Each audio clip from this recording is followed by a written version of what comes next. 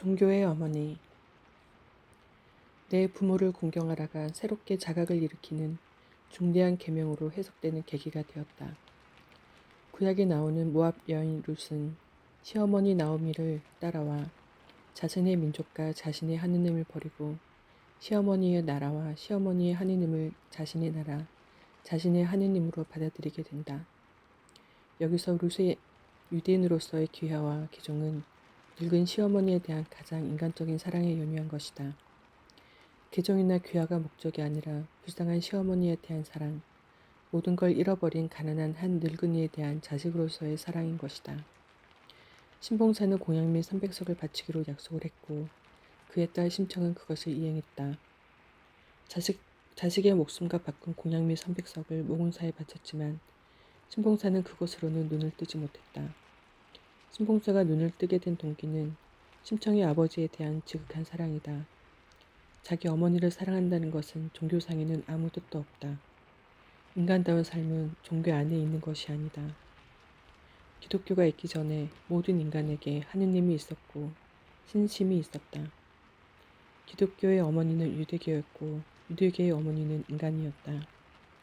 하느님은 그 인간의 마음속에 있었지 외부에서 숭배받는 우상이 아니었다. 우리의 어머니들은 고목나무나 큰 바위에게 가서 절을 하고 자신의 비밀을 털어놓고 약속을 했다. 고목나무나 바위가 요구한 것이 아니라 어머니들이 일방적으로 요구하고 약속한 것이다. 바위라는 하나의 대상을 정하는 것은 흔들리기 쉬운 인간의 결심을 거기에 비끌어 메워놓기 위한 가장 좋은 방법이다. 고목나무나 바위는 절대 소문을 퍼뜨리지 않는다. 동네 바깥이나 산속은 어머니들이 비밀을 쏟아놓을 수 있는 조용한 장소이다. 그야말로 정성만 있으면 된다. 바위는 헌금도 시주도 요구하지 않는다. 까다로운 설교도 설법도 않는다.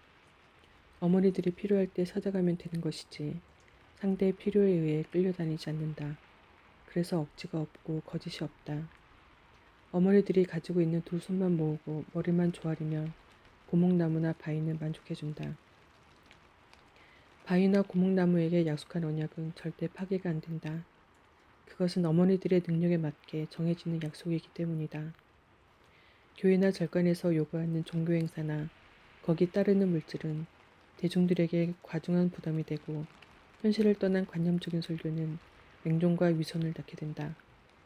우리들 어머니, 그것은 참다운 평화와 순수의 종교였다. 이곳 송리동 당집에는 정월보름날 제사가 있다.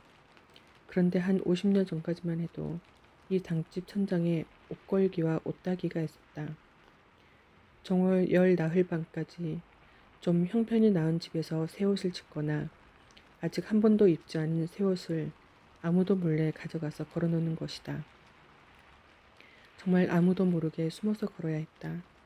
남의 것을 훔치러 갈 때보다 더 조심스러워야 한다. 옷을 갖다 건 것을 자기 집 식구조차 몰라야 한다. 그렇게 걸어놓은 옷은 또 가난한 이웃이 아무도 모르게 가져와서 입는다. 이것을 당집에 옷 따다 입는다 라고 한다. 여기서 아주 감동적인 것은 옷걸기를 한 사람이나 옷 따다 입은 사람 모두가 그해 복되게 살 수 있다는 것이다. 그 복은 가정이 화목하고 이웃이 화목한 지극히 소박한 복이었다. 옷은 한 사람이 한 가지씩 따다 입어야지 그 이상 가져다 입으면 벌을 받는다. 따다가 입고 있는 옷은 절대 비밀이 지켜지기 때문에 누가 걸었고 누가 따다 입은 것인지 당사자밖에 아무도 모른다. 그야말로 오른손이 한 것을 왼손이 모르게 하는 선행이다. 선앙당의 돌무더기는 마을 사람들의 안녕과 평화를 지켜준다. 전쟁을 일으키는 것은 선앙당이 아니라 권력의 눈이 어두워진 정치 집단들이다. 집을 떠날 때 남녀노소 누구 없이 선앙당에 돌을 던진다. 오늘 하루의 평화를 비는 마음에서 정성 들여 던진 돌은 그가 밖에서 활동하는 동안과 남아있는 집 식구들과 마음의 평화를 지켜준다. 예수 그리스도를 평화의 왕이라고 부른 이유는 구약의 야훼가 전쟁의 왕이었기 때문일 것이다. 야훼가 다스렸던 유대 왕국은 전쟁과 살상에 끊이지 않았다. 이사야서 11장 앞부분만 빼고는 거의 모든 구약 성서는 전쟁으로 되어 있다. 나는 시편을 싫어했는데 그 이유를 요즘 와서 알게 되었다. 시편에 나오는 다윗 왕의 노래는 거의 매 편마다 원수를 갚아달라는 구절이 나온다. 그것도 자기 자신을 지키기 위한 것이다. 자신의 권력과 영화를 지키기 위해 도전해오는 원수를 아주 무참히 없애달라는 기도를 하고 있다. 야훼는 그들의 기도대로 쳐서 죽이고 빼앗고 부수고 씨를 말리는 잔인한 폭군이었다. 예수는 자신을 길이요 진리요 생명이라 했다. 우리가 믿는 기독교는 예수라는 한 인간의 껍데기가 아니라 그가 고통스럽게 이룩해 놓은 길, 진리, 생명을 이어 몸으로 실천하는 삶이다. 이 세상의 종교는 그 어느 것도 하나의 교주가 이룩해 놓은 조직 집단으로 존재한다면 그건 벌써 종교가 아니다. 불교의 어머니는 힌두교이며 힌두교의 어머니는 또 다른 어머니가 있듯이 결국은 우리가 믿고 따르는 신앙의 어머니도 모두 하나의 어머니로 귀착된다. 한국의 어느 교회에서도 두 손 모아 꿇어 앉아 기도하는 여인의 모습을 보면 거기엔 공자님의 말씀도 스며 있고 부처님의 말씀도 들어있고 선앙당이나 당집에 빌던 우리의 조상들의 신도 함께 있으며 바위 앞에서 고목나무 앞에서 치성을 드리던 원래의 하느님도 섞여 있는 것을 아무도 부정하지 못할 것이다. 하느님의 임재는 이 세상 어느 특정 지역에서부터 시작된 것만은 아니다. 팔레스타인에서도, 인도에서도, 그리스에서도, 이집트에서도, 저 먼 북극의 에스키모인들의 얼음 속에서도, 아메리카 인디언들의 골짜기와 숲에서도, 아마존의 강줄기에서도, 일본의 어느 조그만 섬마을에서도, 한국의 산속 바위덩어리와 집안에서도 먼 옛날부터 하느님은 있었다. 그런 하느님을 인간들이 자기들의 욕심대로 이렇게 저렇게 만든 것뿐이다. 만들어지지 않았다면 신을 빙자해서 왜 종교 집단끼리 적대시하며 싸우는가 말이다. 석가나 예수는 하느님을 만들지 않았다. 그들은 본래의 하느님의 모습을 찾으려 애쓴 분들이다.